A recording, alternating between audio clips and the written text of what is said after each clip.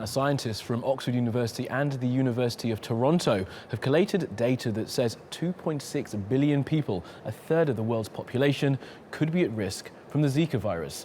Now, they believe the most vulnerable populations are in Africa and Asia, and that people in Pakistan, Indonesia, Nigeria and India have the least protection against the virus.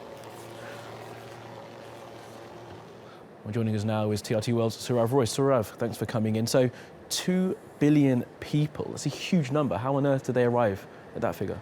Well, scientists used data from travelers, and they used it in the modeling for prediction as well.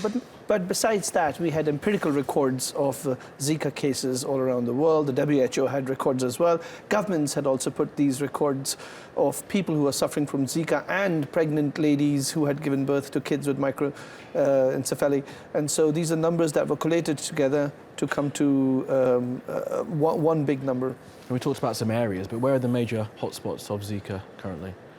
The big hotspots of Zika are places where the mosquitoes can breed maximum, that is hot and tropical areas, Latin America, tropical areas like Singapore, Malaysia, Indonesia, India, Pakistan, China. These are the places where not only they can breed fast, but also where they are unable to contain them, and the government doesn't have enough resources to restrain the Zika virus or the mosquitoes from spreading further. And one of the most interesting things about this report is that some populations are developing their own immunity to it. Just explain how that actually works. That's nothing unusual, because the Zika virus has been there for the last 60 years. The only difference is that 60 years ago, the strain of the virus that existed was weaker, and as a human species, we all developed antibodies to it and we developed immunity to it. However, what happened recently is that the virus went through a certain mutation, and now it's got a different form. We don't have antibodies for it, and we don't have an immunity for it, and so it's spreading very fast.